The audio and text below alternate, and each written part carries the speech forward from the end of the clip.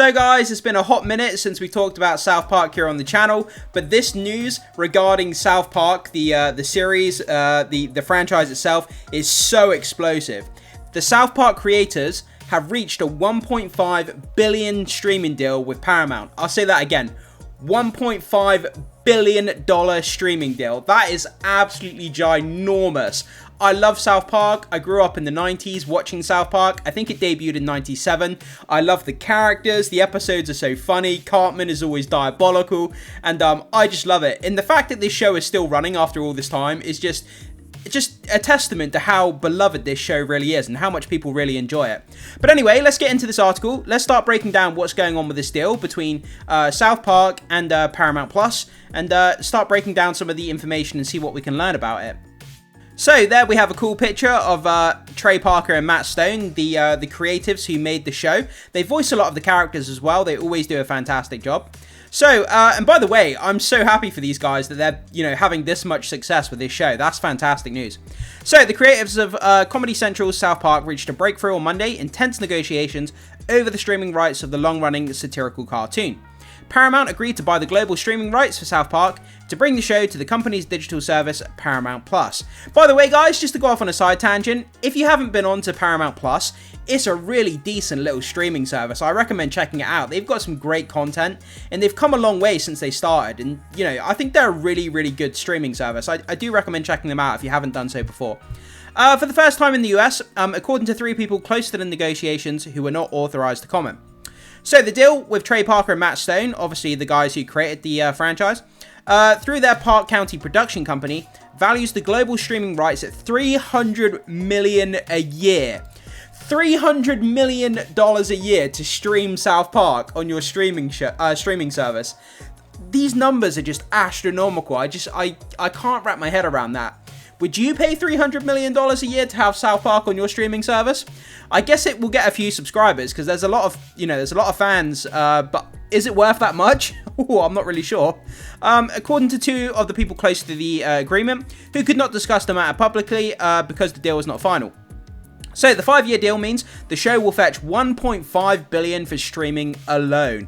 $1.5 billion, man. Like, these numbers are just insanely big. With numbers like this, why don't they make more movies of South Park? You could generate a hell of a lot of movies and make money from movies as well as the streaming. So I'm not sure why they don't do that. The sum preserves the show's status as one of the world's most valuable TV franchises. Absolutely, at 1.5 billion, man, it's got to be right up there with one of the most valuable shows in the world, like it says. As part of the deal, Park County agreed to produce 10 episodes a year. So, Paramount was eager to bring the cartoon home. In 2019, previous corporate managers licensed South Park to rival HBO Max as Paramount's streaming service was still in development. But the decision left Paramount Plus out in the cold, much like the fictional mountain town of South Park, Colorado. The HBO Max deal expired in late June. So Paramount this spring offered HBO Max and its parent, Warner Bros. Discovery, an option to co-license the show, which would have given Kenny, Carl, Stan, and Cartman a home at 2 streaming services, Paramount Plus and HBO Max. So yeah, they tried to work out a deal because Paramount Plus was still kind of under construction, so it was at HBO, and it looks like they tried to do a deal where they could have the show streaming on both HBO Max and Paramount Plus at the same time, but it didn't work out that way. But over the weekend on Monday, the talks with Warner Bros. Discovery collapsed. It doesn't say specifically why it collapsed, prompting Paramount to go it alone, according to one of the knowledgeable sources. So yeah, they had that deal to stream on both streaming services, Paramount and HBO, but for whatever reason, negotiations with HBO didn't work out, and Paramount has decided to buy the rights exclusively for their streaming service. Good on them if they've got the money to do that. Both sides were motivated to reach a deal before Wednesday when Paramount's Comedy Central channel kicks off the 27th season of South Park. The premiere date has already been postponed once amid behind-the-scenes drama as Paramount prepares to be sold to David Ellison's Skydance Media. So Paramount and Skydance also wanted to avoid any public relation fiascos when Stone and Parker take to stage Thursday at FanFest Comic-Con in San Diego.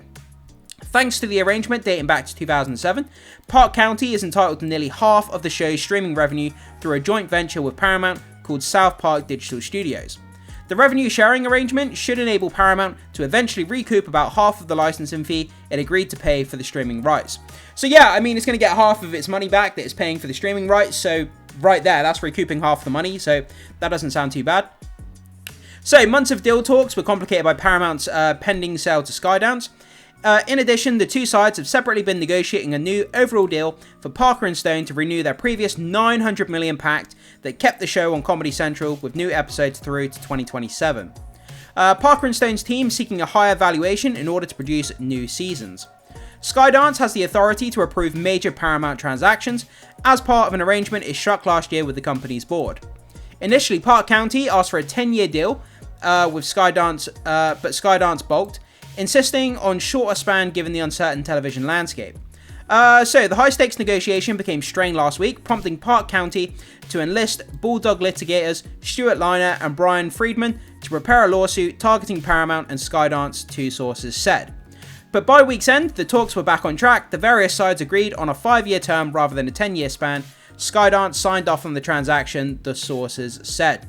So Skydance, who are kind of in charge of Paramount at the moment, they have the rights to sign off on this deal, and they decided to go for a 5-year deal instead of a 10-year deal because they feel that the landscape of television and streaming is kind of all over the place, and maybe a 10-year span was too long. They didn't feel comfortable paying that amount of money to have it for that long, so they struck a 5-year deal instead. But again, you know, fair play, man. I mean, South Park being valued that high, I had no idea that this show, this content of South Park was even worth anywhere near that amount of money. So, yeah, I mean, it sounds like a fantastic deal, and we're going to be getting a lot more South Park content in the future, which is what I'm happy about as a fan. I love new episodes. I love the satire that South Park brings. They always talk about current events, and I love the fact that no religion, no race, no government, no country is off limits. They just take the mick and have fun with everything, and yeah, they just never fail to make me smile, and I think this is fantastic news. So guys, jump into the comment section and let me know what you think about this deal. Do you think this is a great deal for South Park creators, and are you excited for more South Park content coming in the near future? Whatever your thoughts are about this, guys, jump into the comment section and do let me know what you think about this down below. Would love to hear what you guys have to say. As always, make sure you hit the like button before you leave. Consider becoming a subscriber to help support the content here on the channel, and hit that notification bell to stay up to date with more streaming and movie news we have going on the channel in the near future. And as always, with that down, I will see you in the next video.